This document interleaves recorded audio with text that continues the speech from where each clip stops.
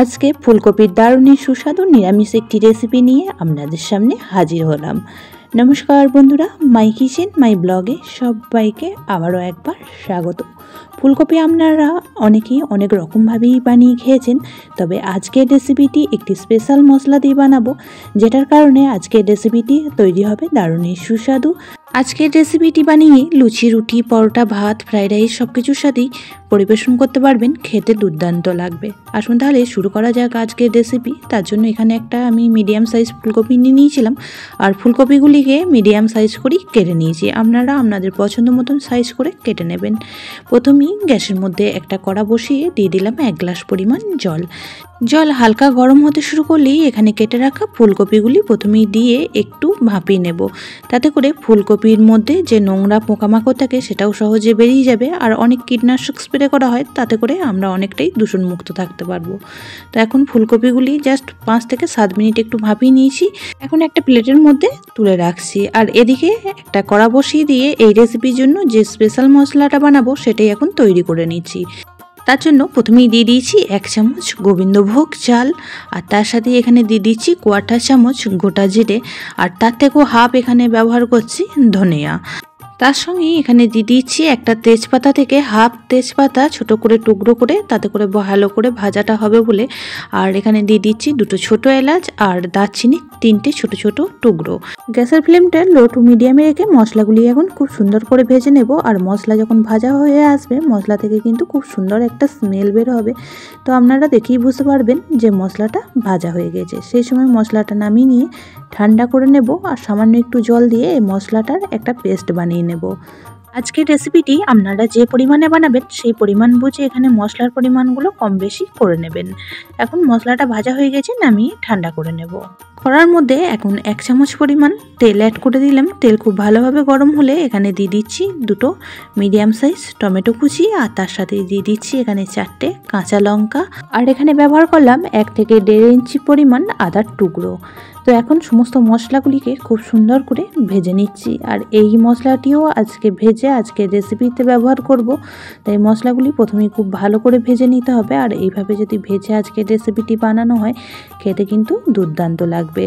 এর সাথেই এখানে এখন দিয়ে দিয়েছি 1 চামচ পরিমাণ গোটা ধনে। সমস্ত মশলা খুব সুন্দর করে এখন ভেজে নেব। আজকের রেসিপিটি স্বাদে গন্ধে দুর্দান্ত তৈরি হবে, আর এইভাবে যদি একবার বানিয়ে খান বারবারই কিন্তু এইভাবে বানিয়েই খেতে ইচ্ছে করবে। এই পর্যায়ে দিয়ে দিলাম 4টে কাজু। আপনাদের হাতের কাছে থাকলে দেবেন, আর না থাকলে কাজু ছাড়াই আজকের মশলাটি তৈরি করে নিতে পারবেন। সমস্ত কিছু খুব সুন্দর করে ভেজে নিয়েছি। এখন অ্যাড করে দিলাম খুব সামান্য পরিমাণ একটু জল।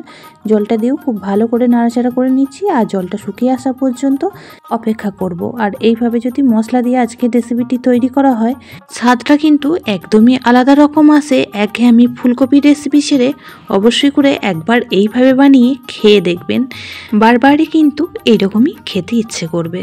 এখন মশলাটা নামিয়ে নিয়েছি। নামিয়ে কড়াটা পরিষ্কার করে আবারও বসিয়ে দিয়ে কড়ার মধ্যে দিয়ে দিলাম এখানে 2 চামচ পরিমাণ সর্ষের তেল। তেল খুব ভালোভাবে গরম হয়ে গেলে এখন জল ঝরিয়ে রাখা ফুলকপিগুলি দিয়ে দিচ্ছি, আর ফুলকপির মধ্যে এখন দিয়ে দেব খুব সামান্য পরিমাণ একটু হলুদ গুঁড়ো, তার সাথে লবণ দেব, দিয়ে ফুলকপিগুলিকে লাল করে ভেজে নেব। পুরনো বন্ধুরা সবসময় আমার পাশে থেকে আমাকে এতটা সাপোর্ট করার জন্য অনেক অনেক ভালোবাসা। নতুন বন্ধুরা যারা চ্যানেলে ভিজিট করছেন, চ্যানেলটি এখনও পর্যন্ত সাবস্ক্রাইব করেননি, তাদের কাছে অনুরোধ রইল চ্যানেলটি সাবস্ক্রাইব করে পাশের বেল আইকনটি অল করে দেবেন। তাহলে আমি যখনই কোনো ভিডিও দেব নোটিফিকেশন সবার আগে আপনাদের কাছে পৌঁছে যাবে। ফুলকপিগুলি বেশ কিছুক্ষণ সময় নিয়ে ভেজে নিয়েছি, আর ভাজাটাও হয়ে গিয়েছে। তো এখন তেলটা ঝরিয়ে তুলে রাখবো, আর কড়ার মধ্যে যে অবশিষ্ট তেলটা থাকবে তার মধ্যে আমি আলুগুলি ভেজে নেব। আজকের রেসিপিটি আমি আলু দিয়ে তৈরি করছি, আপনারা চাইলে আলু ছাড়া শুধুমাত্র ফুলকপি দিয়েও তৈরি করে ফেলতে পারবেন। 2টো এখানে বড় সাইজ আলু একটু বড় বড় করে কেটে নিয়েছিলাম, সেই আলুগুলি দিয়ে দিলাম। আর আলুর মধ্যেও এখন দিয়ে দেবো খুব সামান্য পরিমাণ হলুদ গুঁড়ো, তার সাথে লবণ দিয়ে আলুগুলিকেও লাল করে ভেজে তুলে রাখবো।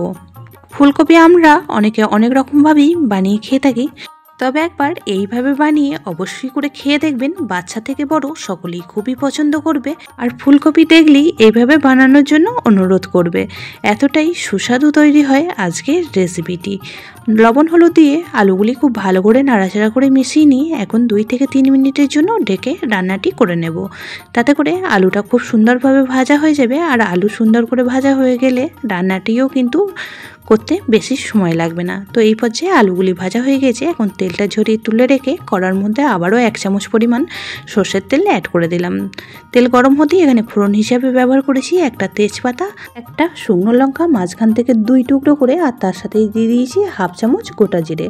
ফোড়নটিকে বেশ কয়েক সেকেন্ড সময় নিয়ে ভেজে নেব। আর ফোড়নের কালার চেঞ্জ হতে এখানে যে মশলাটা রেডি করে রেখেছিলাম, টমেটো, কাঁচা লঙ্কা, আদা, কাজু দিয়ে সেই পেস্টটাই এখন অ্যাড করে দিলাম।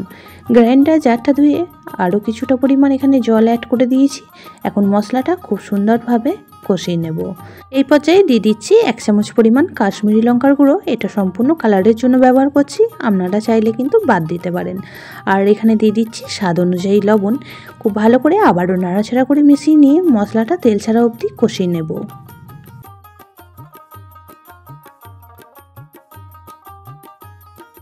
বেশ কিছুক্ষণ সময় নিয়ে মশলাটা কষিয়ে নিয়েছি। আর এই পর্যায়ে মশলা থেকে তেল ছেড়ে আসছে। এখন ভেজে রাখা আলু আর ফুলকপিগুলি অ্যাড করে দিলাম।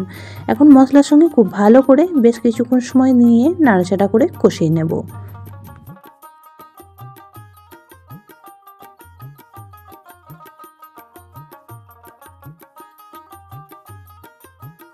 দুই থেকে 3 মিনিট সময় নিয়ে আলু আর ফুলকপিগুলি খুব সুন্দর করে মশলার সঙ্গে কষানো হয়ে গেলে এখানে দিয়ে দিচ্ছি পরিমাণ মতন জল। এখানে আমি 1/2 গ্লাস পরিমাণ জল দিয়ে দিলাম। জলটা দিয়ে খুব ভালো করে আবারও নাড়াচাড়া করে মিশিয়ে নিয়ে এখন ঢাকা চাপা দিয়ে রান্নাটি করে নেব 3 থেকে 4 মিনিট সময় নিয়ে।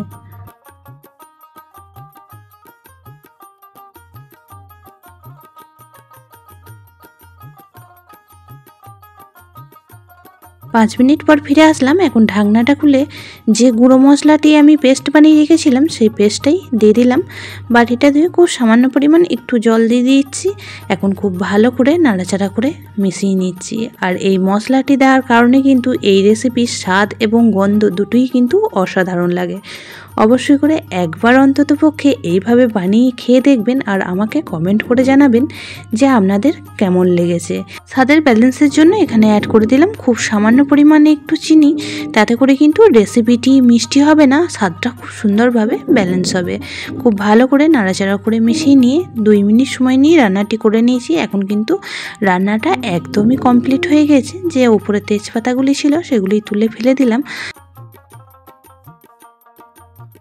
এখন ওপর থেকে দিয়ে দিচ্ছি 1/2 চামচ পরিমাণ ঘি। যেহেতু নিরামিষ রেসিপি লাস্টে একটু ঘি দিয়ে নামালে খেতে কিন্তু আরও বেশি ভালো লাগে। খুব ভালো করে নাড়াচাড়া করে মিশিয়ে নেব। আর মেশানো হয়ে গেলেই গ্যাসের ফ্লেমটা অফ করে দিয়ে স্ট্যান্ডিং টাইম করে রেখে দেব 10 থেকে 15 মিনিট। তারপর একটা প্লেটের মধ্যে সার্ভ করে দিচ্ছি। আজকের রেসিপিটি আপনাদের কেমন লাগলো অবশ্যই কমেন্ট বক্সে জানাবেন। বেশি ভালো লেগে থাকলে একটা শেয়ার করে দেওয়ার অনুরোধ রইল। সবাই খুব ভালো থাকবেন, সুস্থ থাকবেন। আবারও দেখা হচ্ছে অন্য কোনো ব্লগ বা রেসিপির সাথে। ততক্ষণের জন্য সবাইকে টাটা।